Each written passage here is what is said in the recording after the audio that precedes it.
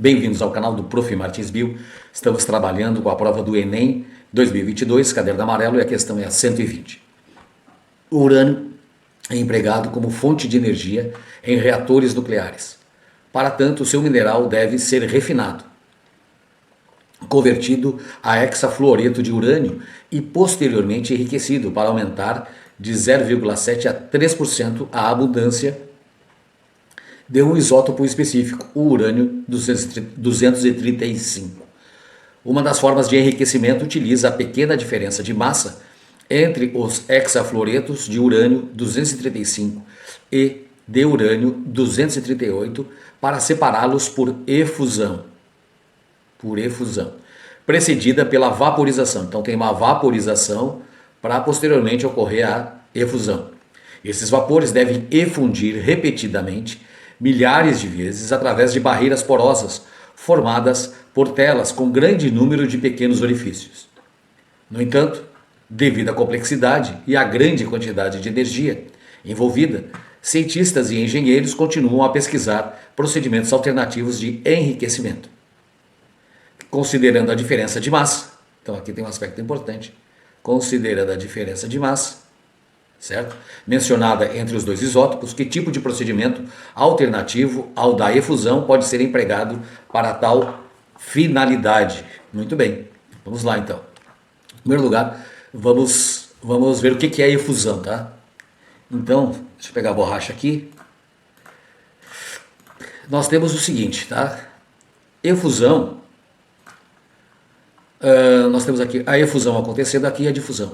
A difusão vai do lugar de maior concentração de moléculas para um lugar de menor concentração de moléculas, e isso ocorre naturalmente, espontaneamente, certo? A favor de um gradiente de concentração.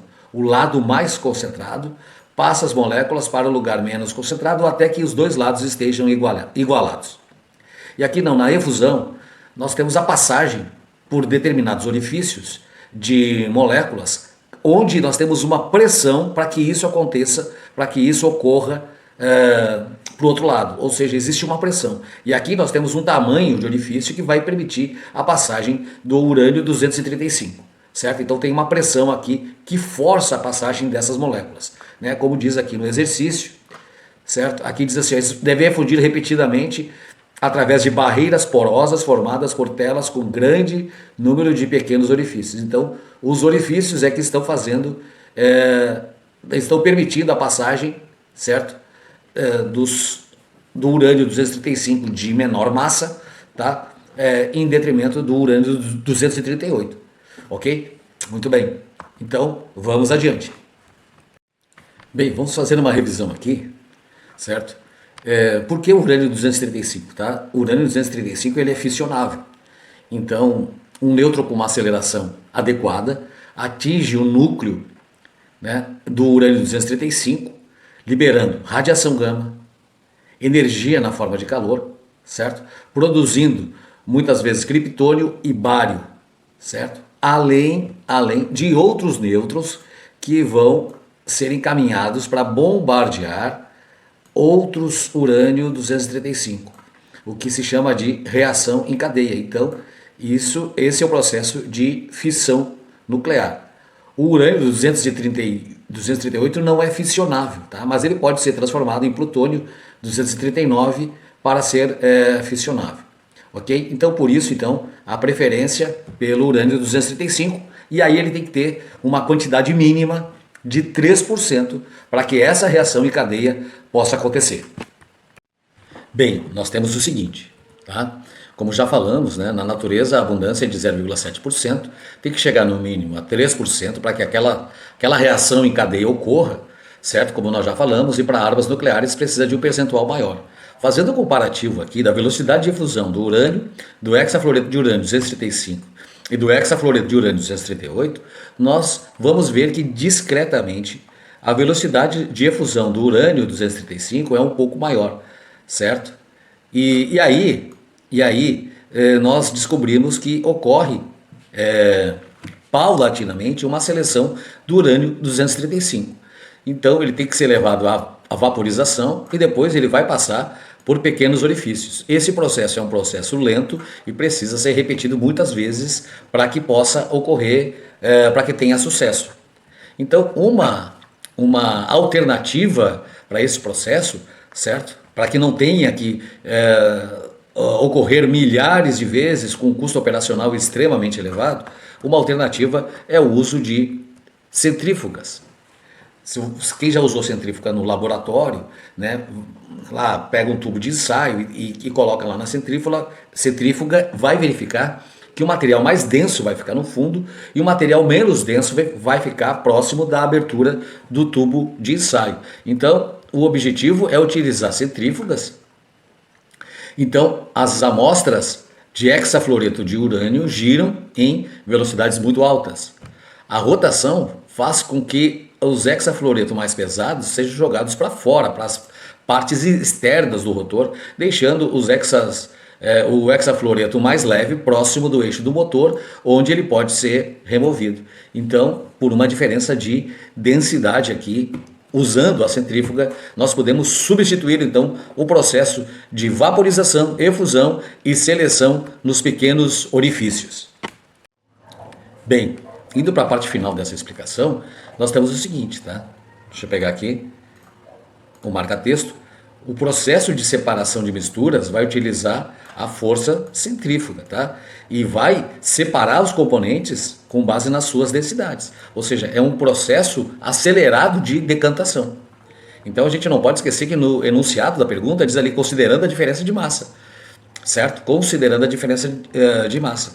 E a gente pensando aqui na fórmula de densidade dos gases, nós temos o seguinte, olha, a pressão é a mesma, a temperatura é a mesma, tá? A constante dos gases é a mesma. Então, quanto maior a massa, certo? Quanto maior a massa, maior é a densidade. Então, nós estamos vendo que a resposta correta para essa alternativa é a centrifugação.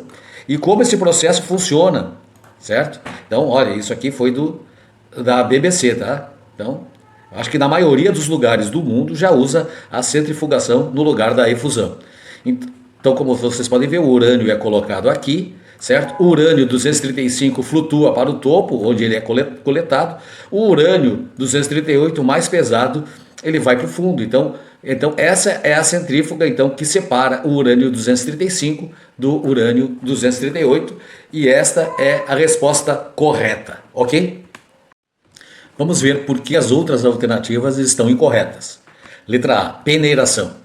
Bom, a peneiração tem a ver com o tamanho das partículas, com a granulometria, tá? Então eu uso a peneira para separar diferentes tamanhos de grãos ou de substâncias, tá?